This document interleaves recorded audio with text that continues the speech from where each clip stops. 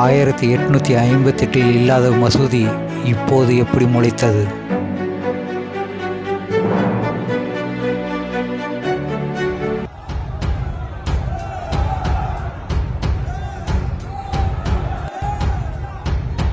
அந்த மலை எப்பருந்து ஆறுபடை வீட்டுல மிக முக்கிய வீடாக முதல் வீடாக இந்த மைனாரிட்டி பாலிடிக்ஸ், அப்பீஸ்மெண்ட் பாலிடிக்ஸ்குள்ள அதற்கு பேர் வச்சு சிக்கந்தர் மலைன்னு ஒரு பேர் வச்சு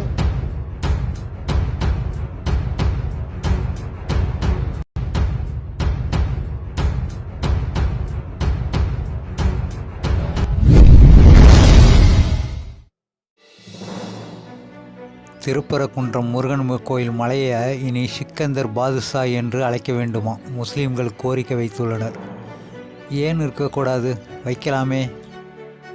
திருட்டு ரயில் ஏறி வந்தவர்களெல்லாம் தமிழகம் மட்டுமல்ல உலகம் பூரா சுத்து இருக்கும்போது பாண்டிய மன்னனுக்கு பயந்து அஞ்சி நடுங்கி எங்கே அவனிடம் மாட்டிவிட்டால் தலைவேறும் முண்டவேறு வெட்டி விடுவானோ என்று முருகனின் சன்னதியில் சரணாகதி அடைந்த இந்த சிக்கந்தர் பாதுஷாவுக்கு ஏன் திருப்பரங்குன்றத்தின் பெயரை மாற்றி சிக்கந்தர் பாதுஷா என்று அழைக்கலாமே.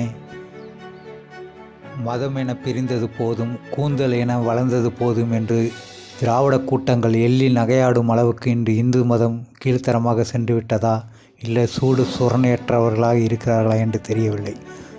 அந்த அளவுக்கு இப்போது இந்து கோயில்கள் மீது வன்மத்தை கக்கிக் கொண்டிருக்கிறார்கள் மற்ற மதத்தினர்.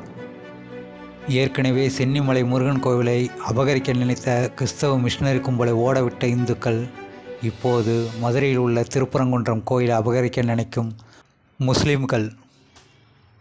கடந்த ஜனவரி 18ஆம் தேதி ஒரு போஸ்டர் ஒன்று மதுரை முழுவதும் ஒட்டப்பட்டிருந்தது. அந்த போஸ்டரில் ஆடு கோழி அறுத்து திருப்பரங்குன்றம் மலை மீது உள்ள தர்காவில் படைக்கப்படும் அனைத்து மதத்தினரும் வந்து துண்ணுட்டு போங்கன்னு சொல்லி ஒரு போஸ்டர் ஒட்டப்பட்டிருந்தது.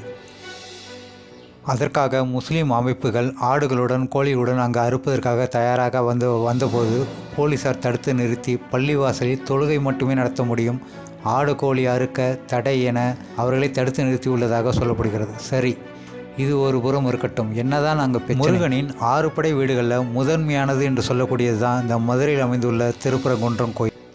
இந்த முருகன் கோயிலுக்கு மலைக்கு மேலே சிக்கந்தர் தர்கா அப்படின்னு சொல்லி ஒன்று இருக்குது. அது பள்ளிவாசல் கிடையாது, தர்கா. அதாவது தர்கானா பிணங்களை புதைத்து அதை வழிபடுபவர்கள், அந்த இடம்தான் தர்கான்னு சொல்லுவாங்க. அந்த தர்கா ஒன்று உள்ளது. அந்த தர்காவில் முஸ்லீம்கள் வழிபாடு நடத்துவாங்க. அது ரெகுலராக நடந்துக்கிட்டு இருக்கோம். அதுபோக இந்துக்கள், அதாவது அந்த கோயில் முருகன் கோயில் மலையை சுற்றி வரக்கூடிய இந்துக்களுக்கு அந்த தர்காவில் திருநீர் கொடுப்பாங்க. திருநீர், அது கூட சில கொஞ்சம் சந்தனம் இதுமாரி போட்டு கொடுக்கக்கூடிய தர்கா. எங்கேயாவது கேள்விப்பட்டீங்களா பள்ளிவாசலில் திருநீர் கொடுக்கறத? எப்படிலாம் ஒரு நாடகத்தை அரங்கேற்றிருக்கான்னு பாருங்கள் அனுபவம். இந்த தர்காவானது கிட்டத்தட்ட ஒரே ஒரு தலைமுறை, கிட்டத்தட்ட 100 ஆண்டுகளுக்கு முன்னாடி தான் கட்டப்பட்டதாக சொல்லப்படுகிறது. அதுக்கு உண்டான புகைப்படத்தையும் பாருங்கள். இந்த புகைப்படத்தை பார்த்தீங்கன்னா நல்லா தெரியும். 1858 எடுக்கப்பட்டிருக்கு. இந்த புகைப்படத்தில் அந்த மசூதி இருக்காது. இப்போ அடுத்த புகைப்படத்தை பாருங்கள். இந்த கோயிலில் கீழே உள்ளது காசி விஸ்வநாதர் கோயில். இந்த மலைக்கு மேலே உள்ளது தான் அந்த தர்கா. 1858 இல்லாத தர்கா இப்போது சில ஒரு 70-80 ஆண்டுகளுக்கு அப்புறம் முளைத்தது தான். வெளிநாட்டு பணத்தில் தின்னு கொளுத்து நல்லா கட்டியிருப்பானோ இந்த கோயிலை.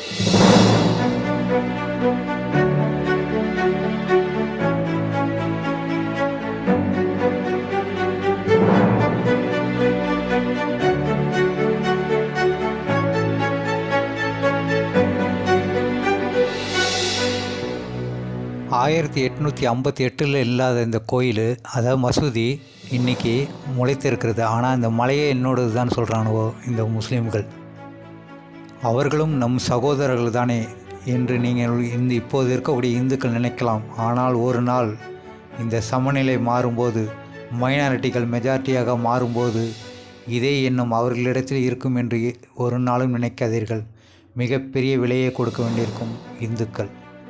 ஆனால் திமுகவை பொறுத்தவரை பிள்ளையும் கிள்ளி விட்டு தொட்டிலையும் ஆட்டுவார்கள் என்று திமுகவுக்கு சொல்லுவாங்க.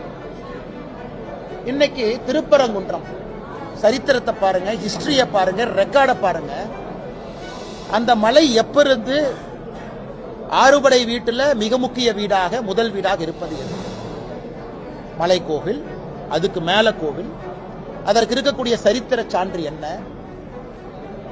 இந்து மதம் என்றொன்று உருவாவதற்கு முன்பாகவே இந்து வாழ்வியல் முறையில் இருந்த ஒரு மதத்திற்கு, மதம்னே சொல்ல முடியாது, வாழ்வியல் முறை அப்படி இருந்த ஒரு இடம். மைனாரிட்டி பாலிடிக்ஸ், அப்பீஸ்மென்ட் பாலிடிக்ஸ்க்குள்ள, மைனாரிட்டி பாலிடிக்ஸ், அப்பீஸ்மென்ட் பாலிடிக்ஸ்க்குள்ள, மைனாரிட்டி பாலிடிக்ஸ், அப்பீஸ்மென்ட் பாலிடிக்ஸ்க்குள்ள. இப்போ இந்த இடத்துல அண்ணாமலை அவர்கள் திரும்ப திரும்ப சொன்ன ஒரு வார்த்தையை தான் திரும்ப திரும்ப நாங்கள் பதிவிட்டிருக்கோம். மைனாரிட்டி என்பது மிக மோசமான ஒரு விளைவுகளை ஏற்படுத்தக்கூடியவை தான். அதாவது சமநிலை மாறும்போது மிகப்பெரிய ஒரு விலையை கொடுக்க வேண்டியிருக்கும் மெஜாரிட்டி சமூகம் என்பது எல்லா இடத்தையுமே தெரிஞ்சிருக்கோம். இப்போ பங்களாதேஷ், பாகிஸ்தானில் உள்ள இந்துக்கள் அடி வாங்குவது, பங்களாதேஷில் உள்ள இந்துக்கள் ஒரு சரிவை சந்திக்கிறது, முஸ்லீம்கள் உலக நாடுகளில் எங்கே இருந்தாலும் சரி இந்த விவகாரம் பெரிய ஒரு உருவெடுக்கக்கூடிய விவகாரம் என்பதை மட்டும் நினைவில் வைத்து, இன்னைக்கு நேத்து இல்ல 1000 ஆண்டுகளுக்கு மேல அங்கே இருக்கக்கூடிய ஒரு பழமையான ஸ்தலம். இதை எல்லோரும் புரிந்து கொள்வார்கள் என்று நம்புகின்றேன். ஆறுபடை வீடுகளில் முதன்மையான கோயிலாக கருதப்படும் திருப்பரங்குன்றம் முழுவதும் இன்று பக்தர்களால், இந்து பக்தர்களால் அரோகர கோஷங்களால் நிரம்பி வழிகிறது.